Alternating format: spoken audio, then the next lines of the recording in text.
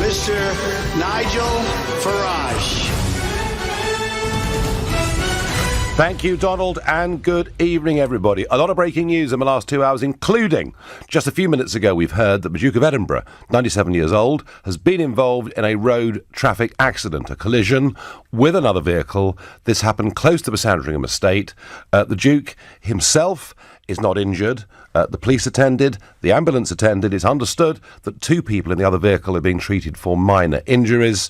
The Duke of Edinburgh is back at Sandringham House, has been seen by a doctor, is said to be shaken, but fine. We don't, at the moment, know whether he was driving the car himself. What we do know is that he likes to drive when he can. He's often pictured driving around the Windsor estate or indeed up in Sandringham in Norfolk. So we'll bring you more news on that if there is any. Meantime, a lot of other breaking news, and of course all of it around Brexit. After we came off air last night, we learnt that the Prime Minister was engaged in cross-party talks to try and find a solution to her Brexit crisis. That led me to think, well, if you're going to sit in a room with Plaid and the Green, and if the Lib Dems are going to join in, this means surely Brexit's going to get even more watered down. But something that broke just over an hour ago was broken by Christopher Hope from the Daily Telegraph. He's the assistant editor and their chief political correspondent, and it concerns the contentious issue of a second referendum. Chris, good evening. Hi, Nigel. How are you? I am, well, how am I? Absolutely getting so frustrated with Brexit, Chris, as I think millions of people are. But tell us, what is this breaking news on the second referendum? Well, as you know, there have been meetings today in Whitehall between all sorts of different groups of MPs, and in one of them with the Lib Dems this morning, when David Lidington, the Chancellor of Duchy of Lancaster, and Michael Gove met. And they looked at all sorts of documents, and one document which David Linden produced just demonstrated what the government would say, how long it would take to organise a second referendum. And they looked at the dates back in 2016 and worked out it took about 14 months. So this is offered up to them to demonstrate how long it took to organise a referendum. And then, slightly by error, the Lib Dems walked off with a document, and now it's emerged into the popular prints by the evening. Right, so you've published this, I see, on the Telegraph's website. So basically, this shows you, given how long it took in 2016, how long it would take this time. That's right, and you know, I mean, the government didn't mean to leak this. It was obviously an error, but I think it supports their case that a second referendum would lead to far more uncertainty rather than sort of deal with it, because it'd be at least 14 months the government contests, and of course there are other estimates saying it would be half that, but it would be a lot of months before we even got to the point where we decide again what the plans are. So they can offer MPs either certain leaving in March this year, or wait another, 14 months or a bit less, but certainly it would prolong the uncertainty, which is what we're told by business. That's what they're worried about. But if she can't get her deal through, if she can't come to a deal with the other parties, and which I see as a big watering down of Brexit, but if she can't come to a deal with them, if in the end she can't find a parliamentary majority for anything, do you think it's possible, despite everything the Prime Minister has said, that she could say, well, we're going to have a second referendum to sort this out? I just can't see the question. The only logical question you can ask in a second referendum is this. It would say, do you want this deal, my deal, or no deal? Because you just can't run the 2016 referendum again and not cause havoc. I was looking at a poll of polls today. It was 54% Remain, 46% Leave. And of course, it was similar numbers before the 16 referendum. And then it narrowed as the vote got close to polling day. And that would happen all over again.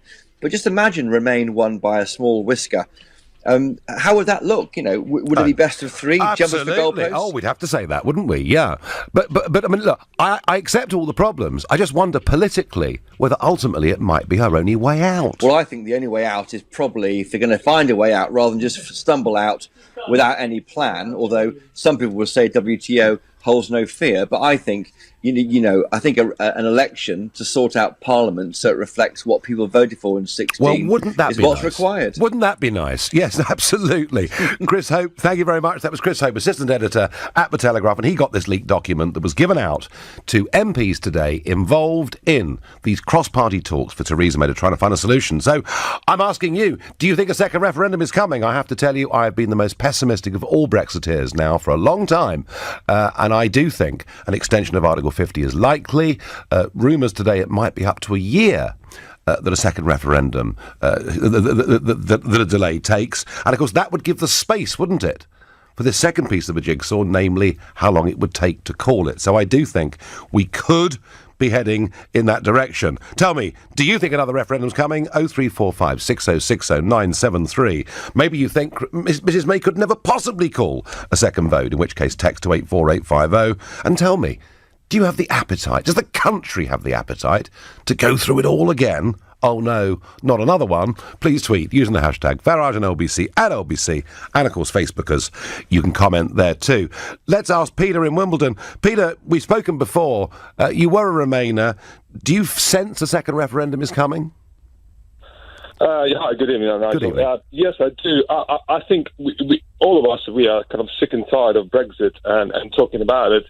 But I can't see, and you know it quite well, there isn't government in this world, regardless who's going to win the election, should we have an election, who can bring some sort of solution which will not damage UK economy, people's jobs, farming, manufacturing in this country and so on. So the only way to stop this is to have a people's vote, ask people again to make more informed decision. Because we well know before the referendum took place, people who made promises on your side made the promises which could not be delivered. And that's why, after 2.5 years of negotiations, our government could not come up with anything remotely close what you have guys promised. Well, it could be, Peter. Without damaging it could be, Peter. Economy. It could be that Mrs May wasn't actually truly a Brexiteer and never really tried. But, Peter, let me just ask you this. You know, it's all well and good, you talking about a people's vote. And, of course, I'm going to say to you, we've already had the people's vote, and you know that. But what if we have a second referendum? And what if it's an even bigger leave vote? Is there any reason why I should think that you and others would even accept that? You know what, Nigel, the only reason I would call for the second referendum is to ask people to have more informed decision. Because I'll tell you one example is like this. If you go and buy the house, and for instance, you put an offer on, and then suddenly after a month or two you find out, after doing a survey, there's something wrong with the house and you want to pull out. So surely the later decision, the more informed No, Peter, you're missing the point. Yeah, I'll give you an answer. Should Leave win the second time, then the country has no choice but pursue this. And this but should Remain win, as I said, the more informed and later decisions. Well, I tell you what, Peter. There is no need for the third. If Remain wins, it's best of three. Peter, I've got to go. Back to this story about the Duke of Edinburgh, who's been involved in a road traffic accident. And to help me, I've got Phil Dampier, royal commentator and author of Prince Philip, Wise Words and Golden Gaffes, and the Duke of Hazard, the wit and wisdom of Prince Philip. Phil, good evening to you. Good evening, Nigel. Now, I said earlier that I've seen lots of photographs, well into his 90s of the Duke driving. Am I right to say that he enjoys driving? He just enjoys being active, Nigel. He goes around, he drives around the estate, and the Queen's renowned for driving around the estate without a seatbelt, actually, but with these modern cars, you have to wear them. But he wears his glasses, and he just loves to be active, so he's constantly driving around. It looks like this accident actually happened outside the estate. Details are only just emerging. The BBC had an eyewitness call them up, and it looked like he was turning onto a road, and another car coming along in some way, shape or form. There was a collision, as we say in the local paper parlance, not putting any blame on anyone, but I wouldn't particularly want it to be on the wrong end of his tongue if it wasn't his fault, because I'm sure it would be another gaffe in my books. So we think he was driving, do we? He was driving. He was, okay. It hasn't been confirmed whether or not he had a detective with him in the car or whether there was one following him. Sometimes he might have gone off on his own. I mean, that's the sort of thing he might have done, but I suspect that a policeman was either with him or nearby. And what would he drive, He does Phil? enjoy driving around even at 97. What would he... I know he's amazing.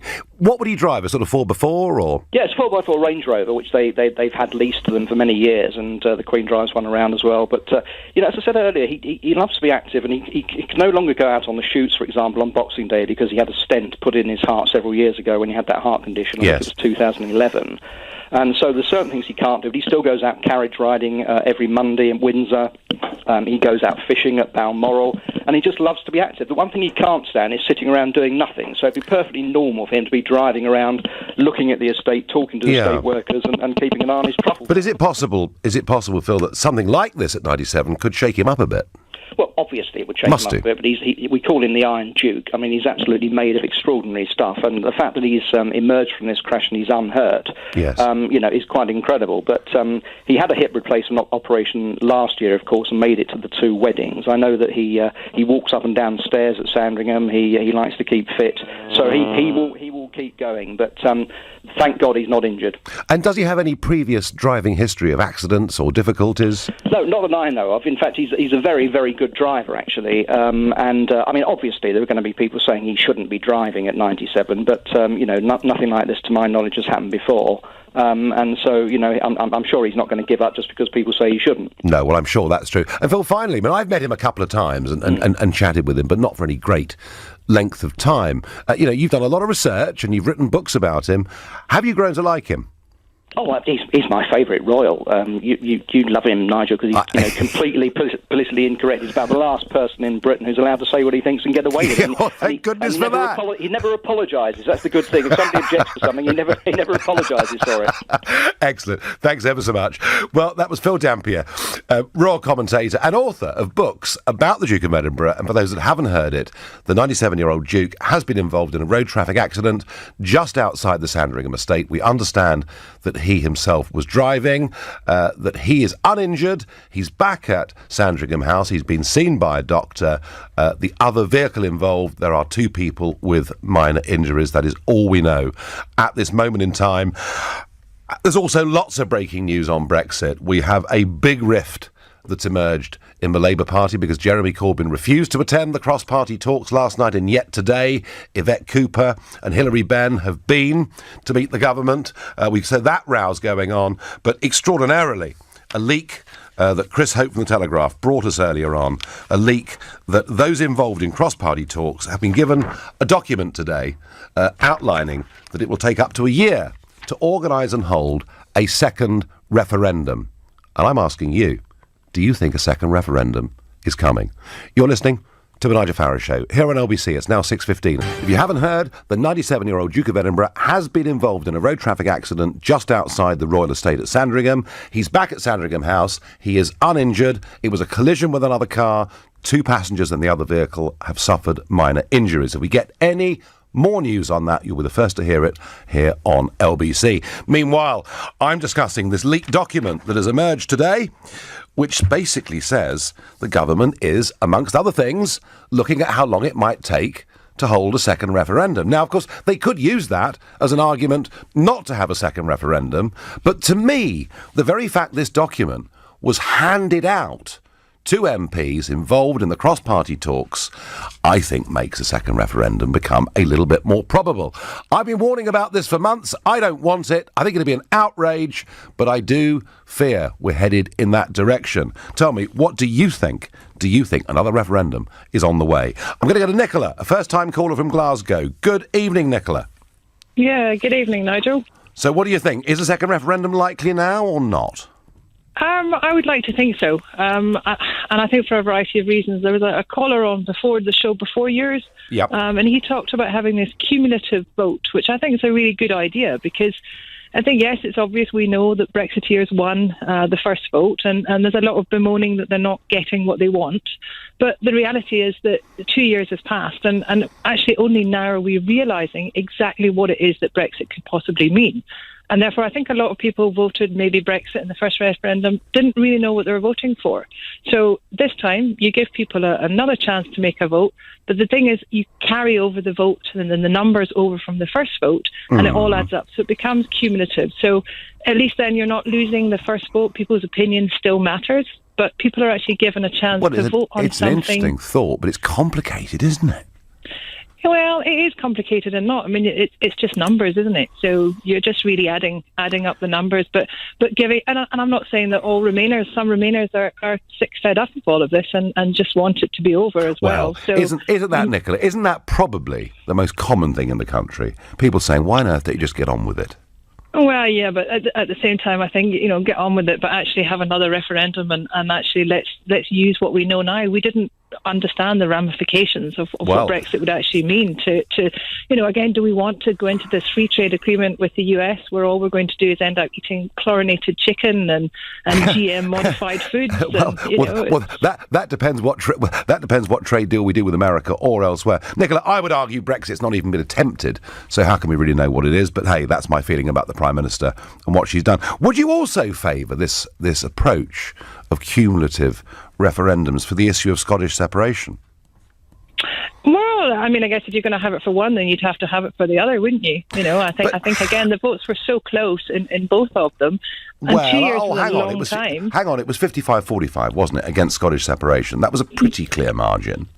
Not really, because I think as well, in 2 years' time, the majority of the vote to remain in the Union actually came from a lot of the older generation who were scared and scaremongering about the fact that they were no longer going to receive their pensions from the UK government. So, and I think 2 years is a long time, and at the same, a lot has happened in those years that we now know the reality of breaking up would be. Nicola, and Scotland voted Remain. You sound like somebody who is politically active and interested, and it seems that you're happy to, keep popping down to the polling station and voting in Scottish Parliament elections and general elections and referendums and whatever else it may be. Do you really think there's an appetite in this country to go on having votes and elections? Because I'm not sure there is.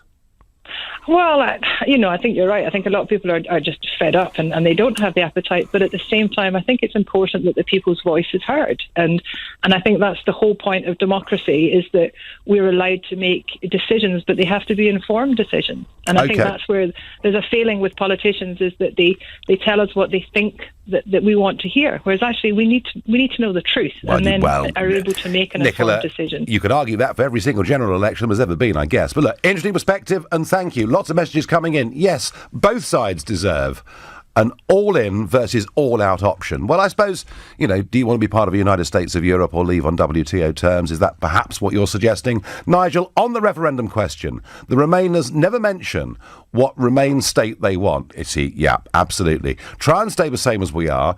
Ever closer union, from Jamie in Heybridge. Jamie, it seems to me that if we were to vote to stay, or indeed in a second referendum perhaps to go back in, depending where we are, surely we have to accept that if we're going to stay part of this, we're joining the euro and we're becoming fully a part of it. I mean, logic says to me that's the only right way to go if we decide to stay in. Martin is a first-time caller from Cardiff. Good evening, Martin. Evening, Nigel. How are you doing? I'm all right. Now tell me, are you thrilled at the prospect of a second referendum? Oh, my God, no. Right. Far from it. I voted to leave. I still stand by that I want to leave. But given the what's going on in Parliament at the moment, it doesn't matter how you argue it, they're not going to achieve a consensus, because whatever they achieve will be a compromise on what we've already has been agreed, but that is a compromise on what we wanted to begin with anyway. So either way you look at it, any further agreement or a further compromise on what we've got, that can only be bad. I don't want a second referendum. I disagree with previous callers, that we should have one. However, I think the only fair way, unquestionable way that can't be challenged is you put it back to the people and you give them two options. You leave without a deal, or you stay and we remain as we are. If you do that, and if people come back and they don't leave, you can't lose. But Martin, we wouldn't remain as we are. And I'll tell you why. Since we voted to leave, a lot has happened in the European Union. An all-out push for a European Army, Air Force and Navy to be finished by 2025. Additionally, very ambitious foreign policy. And on the 9th of May this year, there's going to be a big get-together between Merkel and Macron where they announce a massive leap forward for political unification. So I don't think this idea that if you stay in, we stay as we are, actually reflects what the European Union is. These guys, Martin, I've been with them the last couple of days. These guys want a full United States of Europe. No, I agree with you, Nigel. And it's if we remain, we will only remain as we are for a short period of time, and then there will come a point where you're either in or you're out. And I think at that point we'll be sucked in because we're now losing our chance to get out. So you were not going to be able to stay as we are moving forward. We will inevitably end up becoming part of Europe, like France, like Germany, whether we want to or not. So now is the time to let the people make the decision. All right. We're So actually, Martin, the longer this conversation goes on, the more you seem to be saying to me that maybe a second referendum would sort this thing out once and for all. I think if we move away from, if you like, the bull and the project fear that's been put out there, give people the facts as it stands. They're saying that we don't know. Well, give us the fact. Tell everybody, and then give the people the decision. And if you do that and you get an outcome, Remainers might not like the Leave outcome, and in all fairness, Brexiteers won't like the Remain outcome. But one thing you can't argue with is people have been given the information, and they have then made the decision. How can you then argue against that? I wonder whether they'd accept it. Martin, thank you. Bob on Facebook makes a point, and I've made this before, and I couldn't agree more. You can't have a second referendum until you have completed the first one. And Bob, that is absolutely right. I agree with that completely. Rick says, I know what I voted for first time round. The same arguments still exist. And do you know what? We were told earlier that there are polls coming out showing that Remain's got an advantage now. Well, after the way Mrs May's handled it, that's not a great surprise. Generally, I don't think there's been a huge shift of public opinion. I'm going to stick in Cardiff and go to Thomas, a first-time caller. Good evening, Thomas. Hey, good evening, Nigel. How are you doing? I'm well. Welcome. So, do you think a second referendum is coming? Well, my question to you essentially is... Oh, right. Well, I asked you one. So let's start with that, shall we? And then we'll go on from there. All right, cool. Could you repeat your question then, please? Well, it's what the whole debate's been about, but I will try one more time with you, Thomas. Yeah. I'm asking people whether they think, given this leaked document today, that a second referendum is becoming likely. I think a second referendum is definitely becoming more likely. The issue is, though, obviously, the politicians just don't know what to do. So, essentially, I agree with the previous call. I think we should put it back to the people. But my question to you is... Oh, right. Essentially, I listened into your show yesterday, and you were saying that if there was a second referendum, you were very, very comfortable and confident that Leave would win again. I was. So why are you so against the second referendum? Because we've done it already. Because we've done it already. We've won it already. We were told by everybody your decision will be implemented, including the 9 million quid that David Cameron sent with that leaflet into every house in the country. And to go through the agony of this again, and if this timetable is right, it's another year until we get another referendum. And frankly, Thomas, my view is we should be getting on with the rest of our lives. However, I suspect that a second referendum, folks, is becoming more likely because the Conservative Party are in a frightful mess over Brexit, and the Labour Party today have got into a fair old pickle too. More of that in a moment, but for now, you're listening to The Nigel Farage Show exclusively on LBC, and it's now 6:30. The 97-year-old Duke of Edinburgh has been involved in a road traffic accident. We've had news that the police and ambulances attended, that the Duke was back at Sandringham House, uninjured but shaken, and that there were 2 minor injuries in the other car that was involved. We've now got some photographs of the accident, and if you go to lbc.co.uk you can see the photograph of the 4x4 car that the Duke was driving, and it is literally on its side. It appears to have collided with what looks like a people carrier. I have to say, looking at the pictures, it looks a little bit more serious than perhaps the first news reports that we had. If you want to have a look at that, go to lbc.co.uk. I re-emphasise the 97-year-old Duke is uninjured, but said to be shaken. Now, we're talking Brexit, and of course we keep talking about this terrible crisis that's engulfing the Conservative Party. Well, let's try this for size in the Labour Party, shall we? Last night, Jeremy Corbyn refused to attend the cross-party talks going on with the government about how to find a way forward with Brexit after her crushing defeat 2 nights before. He said he won't engage in those talks until the Prime Minister takes a no deal off the table. And today, speaking in Hastings, he was talking about a second referendum, and he said if the UK faced the potential disaster, as he sees it, of a no-deal Brexit, then Labour would look at the option of a second referendum. He then wrote to all of his MPs to thank them for their support in the last busy parliamentary week. And he finished up and said, "I urge colleagues to respect and refrain from engagement with the government until a no deal is taken off the table." And blow me down if two of the most senior people in the Labour Party, Yvette Cooper and Hilary Benn, don't completely and utterly ignore him and head for the Cabinet Office with other Labour MPs to have meetings with the government. And May has now written back to Corbyn to say that she doesn't have the power to take a no deal off the table. She argues to him the only way to stop no deal is to vote for a deal or to cancel Brexit completely. Pretty much what she was saying, of course, in the run-up to losing that vote in the House of Commons by a margin of 230 the other night.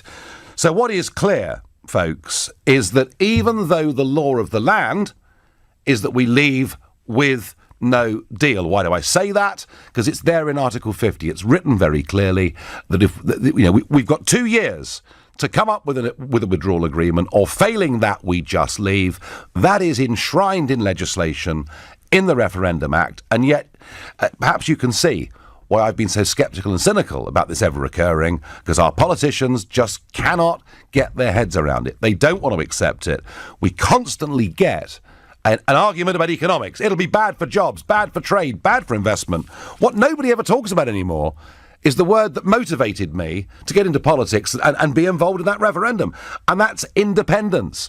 We voted for independence. We voted to be separate from the European Union. And it would seem hardly an MP in Westminster actually wants to deliver that. And that makes me furious, as does the fact that I think we are headed towards Article 50 being suspended for up to a year and then perhaps a second referendum. I'm not happy about it, folks, but I think that's where it's going. What do you think? I'm up to Greenock in Scotland to speak to Stephen, who's a first-time caller. Welcome, Stephen. Hi, Nigel. How you doing? Oh, well, I'm doing all right, just about, Stephen. I'm just about in control, I think, But do you think a second referendum is now looking more likely? I'm afraid I think it is, as much as I don't want to. I mean, we haven't had the first one yet. Exactly. It's still not been completed, so how can you have a second referendum without having the first one? Yes. I mean, I've said to my friends, it's just not going to happen. The political powers are going to do everything they can to keep us and deny us this vote of Brexit. They said they would implement what the people wanted. We voted to leave. No hard, no soft. Brexit is just Brexit. Yeah, well, and of course, Theresa May used to tell us that Brexit means Brexit, although I'm not quite sure whether we believe her these days. Stephen, tell me something. How angry do you feel about the way the government is handling the Brexit process? Well, put it this way, Nigel. I've always voted since I was able to, legal age. Yes. I've always made a point of voting every election, local, Scottish, British. I've voted every election. I made a point because folk fought and died to vote. Absolutely. And I've always said that. I understand that.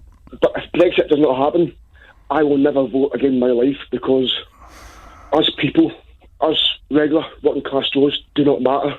Yeah, Stephen, do you know, there's so many people feeling like you out there right at the moment. I wish that perhaps more of our political leaders could listen to some of these conversations, because it is happening. Stephen, if there's a second referendum, if it happens, despite the fact you're dead against it, would you still engage with it, or would you feel just beaten down and give up? Well, beaten down no chance, because that's what they want. I would vote to leave again. I know a Scotsman voting to leave. Sounds rare. Well, no, I mean, look, this idea that everybody in Scotland voted to remain is, of course, total and utter nonsense. It's the impression that the SNP try to give, but it is nonsense. Stephen, thank you. And a very important point Stephen's making. There are so many people out there who feel this is such a complete breach of trust, given that we were told the result would be implemented, and they want to have another referendum before the first one has even been carried out. Andrew on Facebook says, we must keep no deal on the table. It would be the only way of getting anything like a good deal. Andrew, I do, of course, agree with that. If only.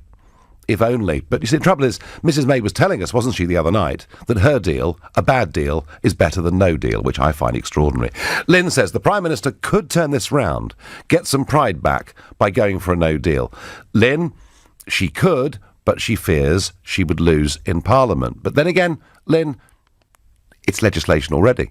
If she just stuck firm maybe this would happen? Or would Speaker Bercow find some way of unravelling the whole thing? And that's a very interesting thought after what happened with those amendments the other day. Mary is calling from Andover. She's a first-time caller to the show. Good evening and welcome, Mary. Good evening, how are you? I'm all right. So, the political class increasingly seem to be speaking out and wanting to foist a second referendum upon us. We've got Philip Hammond telling businesses that no deal simply isn't going to happen. We've got this piece of paper, Mary, that was given to these MPs from other parties involved in the cross-party talks. I mean, does it look to you like we are heading for a second referendum? This is going to be a really flaky answer, but I hope we don't, because I feel what's going to happen the next time round, if we get the same result again, are we going to be sad? Is it best of three? Mm-hmm. And then does it become best of four? And then ultimately, does it mean that we're then undermining the whole voting system? Because if then in the future something else gets voted on that people don't actually agree with, do we then throw our toys out the pram and try and vote again to get the answer that we want? And I think it is going to deter a lot of people from voting, because it's almost evident that their opinion doesn't matter. Yeah, it's a terrible message, Mary, isn't it? Yeah, absolutely. I just think that, you know, what's the saying? If you make your bed, you lie in it. I think, you know, the vote that we've got, I think we need to go on with that vote and persevere for the people who voted that way. And ultimately, people need to accept it. It's the majority, same as, you know, governments. You might favour another government, but the other one goes and you can't do anything about it. You just need to go with it, don't you? Yeah, that's reality. Yes, and you wait for the next general election and you work for or vote for a party that changes course. Mary, I completely understand what you're saying, and I feel those things myself, but I just worry that if there's no majority in the Commons for anything, what else are they going to do? Well, your guess is as good as mine. I just don't have a clue, and it's just the unknown, isn't it? Same as, you know, if we leave, if they change and we don't leave, it is the unknown. Because ultimately, if we do have that other vote, and I appreciate that Theresa May's deal wasn't great that she's putting down, but ultimately, is it then going to weaken our options when it comes to them, you know, when it comes to Europe again, because actually they're going to think, well, you know, they didn't accept the first time, so actually the second time round we're not even going to offer you this, we're going to offer you, do you see what I mean? Well, they would absolutely have us where they want us. Mary, let me just ask you very quickly, do you feel angry and defiant at what's going on here, given the way you think, or are they gradually beating you down, do you think? I'm disappointed because I guess from my personal perspective, I went and I voted, mm-hmm. and my vote was counted, and, you know, regardless of what that decision went with, I've gone with the majority, because that's the world that we live in, and we have to accept that sometimes, you know, well, the majority should rule, regardless of what your personal opinion is. And yes, I might sit here and I might not like it, but it's the nature of the beast, isn't it? Don't give people the vote if you're not prepared to accept the outcome. Absolutely. Mary, disappointing is a very good word and quite a moderate one in these circumstances, and I thank you for your call. Now, Elizabeth from Clacton's, she's certain there's not going to be another vote. Corbyn's just playing games. She also doesn't think there'll be a general election. Well, Elizabeth, what do you think's going to happen?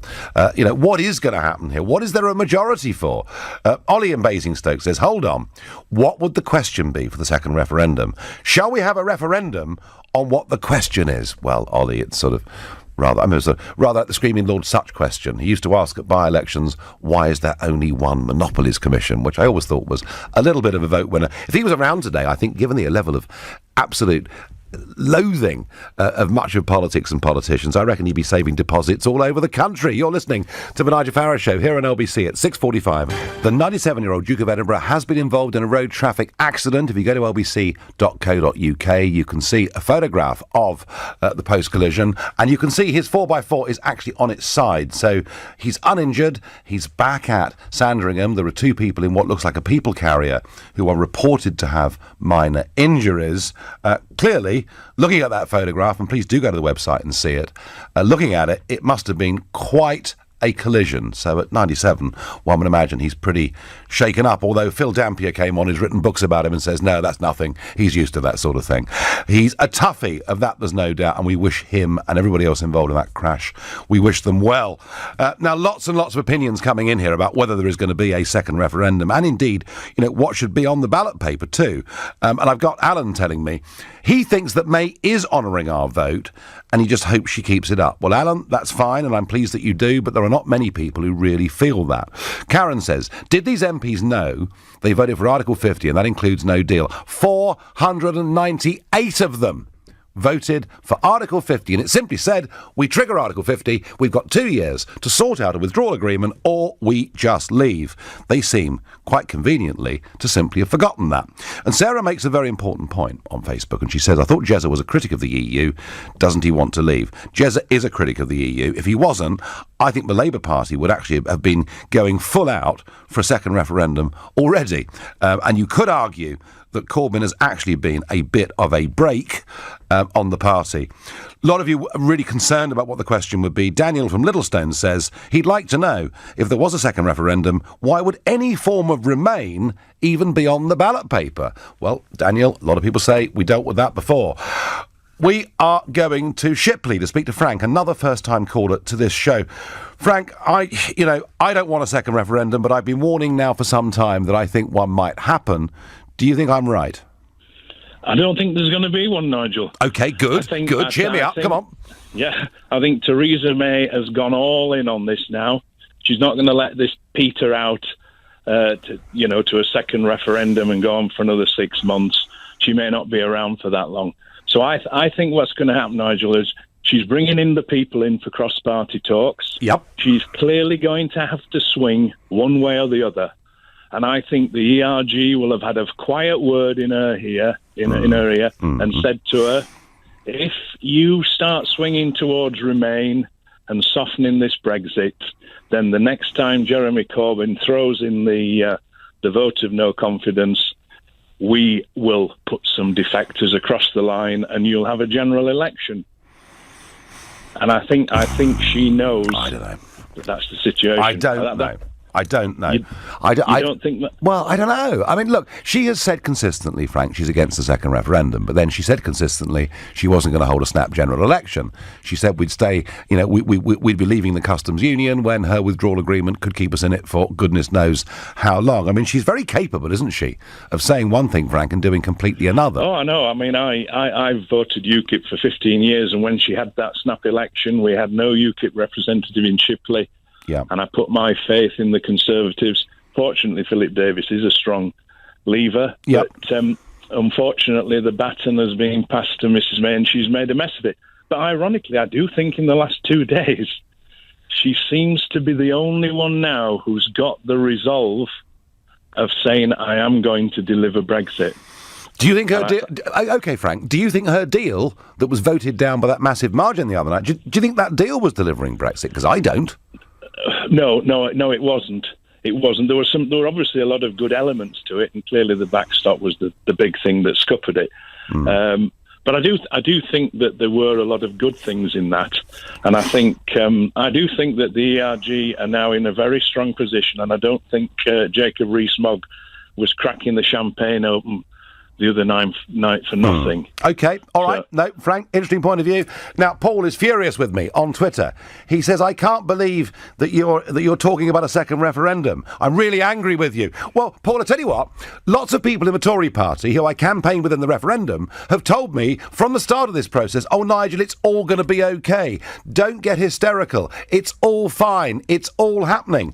And as each concession got made and each surrender got made, I went back to them and said, do you really think this is fine? Well, we have to compromise a bit, but we'll get there in the end. And we finished up with a withdrawal agreement that looked to me more like the surrender document of a nation that had been beaten in war. And, Paul, my New Year's resolution was to hope for the best, but prepare for the worst. And that's what I'm doing, Paul. I am getting ready. If we have to fight European elections on May the 23rd this year, if there is going to be a second referendum, don't think, Paul, the other side aren't organising. Goodness me, they are. All I'm doing, Paul, is being realistic. Lots of Scottish callers tonight. I'm going up to Glasgow to speak to Liam, a first-time caller. Hi, Liam. Hi, Nigel. How are you doing? I'm doing all right. Now, of course, you had 2 major referendums that took place in the space of 3 years in Scotland. But in the case of this one, do you see why I'm beginning to think that they could force a second referendum upon us? And do you think it's a good thing? It was set up from the start, Nigel. It was set up from the very start. The political elite have never wanted us leave the European Union. Let's face it, George Soros has bought and paid all these Remainers to say what he wants to happen for Britain and the European Union. He's one of the big donors, but yes, he is a significant donor. So Liam, were they just never going to accept this result in your view? No, they're not. It'll keep going on, and they'll keep saying, I want another second referendum. And as you said on your speech yesterday in the European Parliament, we've seen it before with several countries in the European Union don't like the vote. Yeah. They'll have another one and another one until they get their way. And I'm beginning to really fear that Theresa May has not got the resolve. I'm absolutely infuriated. Cannot believe this. It's going to go down to a second referendum, and they're going to get their way. That's how I feel about it. So you think in a second referendum they would get their way because they just scare us, or they just beat us down, basically? If you look at the likes of Nicola Sturgeon, they're just never going to give up, and it's the political elite. They do not care about the voice. Do you know what, Liam? They do not. Do you know what, Liam? I'm never going to give up on the other side. All right, I promise you. Liam, thank you. I'm off to Morgan, who is calling from Stafford. And Morgan, I'm told that you're 14 years old. Yeah. Well, welcome to the show. You're the youngest guest we've had for a bit. Welcome to Welcome to LBC. So how do you feel about the prospect of another referendum? Well, my big point is that in reality, the idea that just because there may be a new generation, that the vote will swing massively I can't even get my head around it, because I'm 14. I wouldn't get a vote, so like I'd be out there campaigning for a third referendum, because where's my vote? If we can just have not fair, is it, Morgan? I couldn't agree with you more. No, you're absolutely right. But there is this feeling, Morgan, that a lot of young people in the last referendum did support membership. Yeah. Well, I think I'm not one of them. Right. And to be honest, I think it's just the shouty lefties, to be honest. And if, quite a few of my friends would go, well, we can't remain now, can we? It's just not practical. You can't. After everything we've done, the whole world is watching, and to just remain now, it's stupid, to be quite frank. I can't get my head around it. And it makes us, Morgan, it makes us a laughing stock around the world, because we're supposed to be a great country, aren't we? I mean, it's ridiculous. So how much battle do you do, age 14, with the shouty lefties? Well, to be honest, I have loads of them at school. I constantly talking about Brexit. I love it so much. It's, because there's never been something exciting, and I actually want to be a politician, to be honest. Morgan, I'm going to give you a platform now. I want you to send a message right now to the shouty lefties and those who are trying to force us to have a second referendum. Okay. God. Have a go. Get over yourself, and at the end of the day, to brand everybody who doesn't agree with you as racist and all the other names, all you are doing is pushing people to the other side. And if you want a chance of getting into power, actually look at the people, look at the genuine, normal people in this country, and talk to them, have a discussion about what their actual opinions are, because by branding people as racist and so on, you're never going to get anywhere, and you're pushing them away. Morgan, you're a star. I love it. That was fantastic. Do call us again. Brilliant. Thank you. You've been listening to The Nigel Farage Show here on LBC. I'll be back on Sunday morning. Goodness knows what will have happened by then. I'll be here at 10 o'clock. Tonight at 10, it's Tom Swarbrick, but up next, it's Ian Dale.